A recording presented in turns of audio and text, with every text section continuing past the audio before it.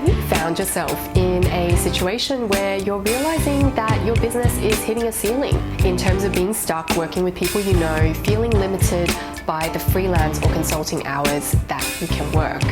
In this video, I'm going to be talking about some of the hidden hurdles of scaling a business after leaving a corporate career, and also explore why a straightforward, step-by-step approach might not always be the best route for launching your offer.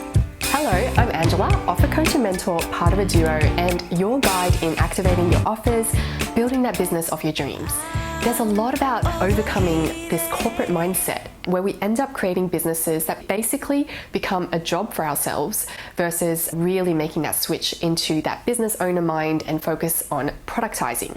So I had a pivotal moment when I became a mum and realized that the way that I was running my business was no longer sustainable. And I had to find a way to scale, talking about this with my business partner, Cristina. And so what were my own struggles with this? Well, I mean, there were loads. Together with my business partner, we both were guilty and we had a team, but we weren't really focusing on how to properly monetize what we do. Now, once I got over those, the journey was, well, it was all about firstly identifying the real offer, what people had been telling me over and over and over, what my business partner Cristina saw, but I couldn't because I was too close. And that all became clear when we actually tried to turn our existing marketing consulting program into a digital knowledge version. And I saw the giant megasaurus of what a program it actually was. And I was exhausted, literally just looking at the different parts. I thought, you know, I wouldn't even buy that or do that, in fact. And my partner said, well, why don't we just sell this first piece? And it really upset me because I was like, well, we're running campaigns and that's what we're selling. We're selling marketing and clients and all of that stuff. But when I took a real step back and looked at things and thought about what clients were telling me, I realized that was the part we were giving to people each and every single time: confidence and clarity. First part was really just being able to acknowledge and own that part that you're really giving. Now, second one is all about gaining that belief that the offer results are going to be worth it for your client, because that wasn't the end. You know, even though I now had clarity, I knew we couldn't sell the entire thing, we had to focus on one piece, I still didn't have the belief around, is the result enough? Are people going to buy that? You know, what is going to be the concrete outcome people get from it? Which is where the beta testing and the soft launch came into play. So this is all about really, you know, having that play, feeling it out, testing it, making sure that you're really, you know, being open to hear the signals. And I realized that once we did that, we were able to open up and start to actually realize, but also make the connection and links back to what people had been telling us all of these years in testimonials, in sessions, and it all sort of started connecting in the dots. So at any one point, we always have a bunch of products that we're sort of soft cooking or testing in the background. And it's really important that you have that flexibility while you have that core offer in the front end.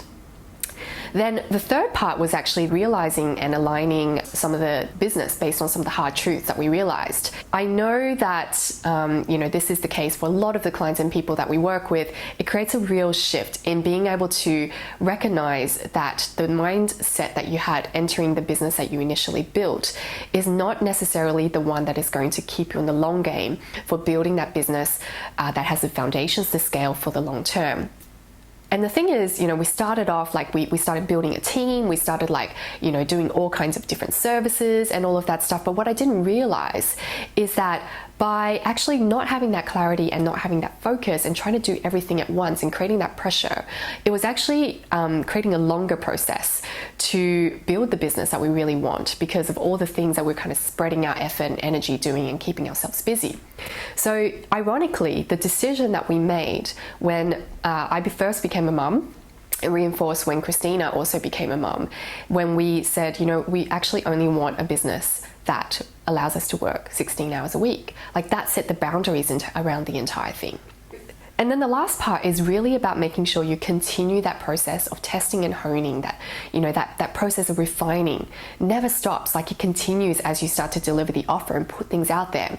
It doesn't work if you just, you know, sitting in your incubator trying to like craft this perfect offer and thinking this perfect offer is going to launch. The best way to do is just to get it out there, soft launch it, beta test it, and sort of refine it as you go. So those were really some of the big steps. Knowing where you are exactly on the skipping rope is exactly what is going to give you the confidence around what you're testing towards in your offer. So in essence, it's about number one, identifying the real blockages that are holding you back. Some of these are strategic, some of these are skill and knowledge gaps, but honestly, the bulk is going to be around inner clarity, alignment, and also, overcoming some of the emotional blockages that might be preventing you from seeing what is actually in front of your face. Then secondly, working first on building that confidence around owning your expertise. And that is a different thing to knowing your skill or past experience, to really knowing that true inner expertise that comes from within and showing up in every single role that you've ever played in your past. Number three, hyper-focusing down on a single product and keep building, honing, staying focused on where you're on the journey, but also alignment with the life that you truly want. And that is the one thing that's going to unlock really all this for you, making sure that you're firstly looking inward to find the answers within you. What is that inner diamond in you? That is going to be the big domino that is going to knock down the entire thing ongoing.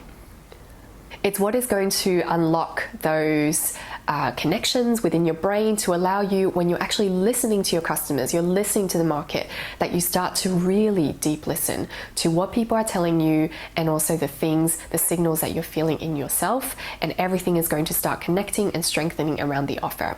Now, open-ended scaling is honestly exhausting. When you don't know what you're building towards in the short term, in the medium term, in the long term, you have no boundaries and aren't willing to put some boundaries around the expertise that you truly want to monetize and the life that you truly want to live, and really asking yourself the questions like, what is it that you're trying to prove, and how is that holding you back? And is that actually holding you back from the offer and the value, and allowing you to step into the leadership and owning your value in the offer that you're truly meant to be delivering? And that is really the key to help you move from just working with people that you know into a much more scalable way of being in business.